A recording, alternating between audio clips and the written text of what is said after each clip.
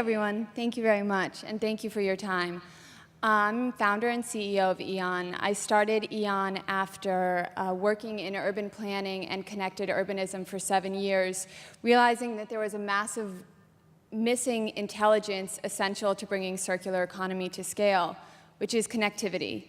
If we can't identify assets and if we can't recognize their material content, it is impossible to keep assets at highest and best use at all times.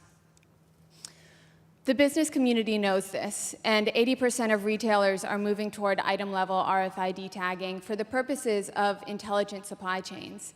The circular economy is the biggest global logistics endeavor, so to facilitate it, we need the same identification.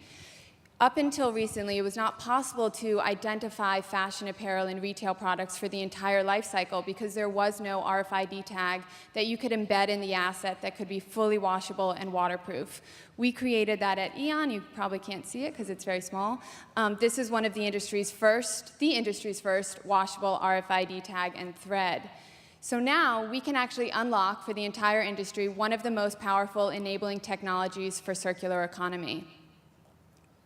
We can facilitate all the same business intelligence, but now that that digital identifier is embedded, we can now facilitate the same intelligence throughout the circular economy.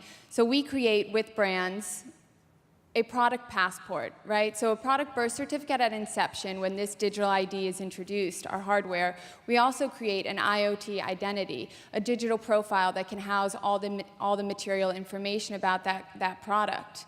Now you can support everything from your omni-channel strategy to your supply chain logistics to your recycling and reuse.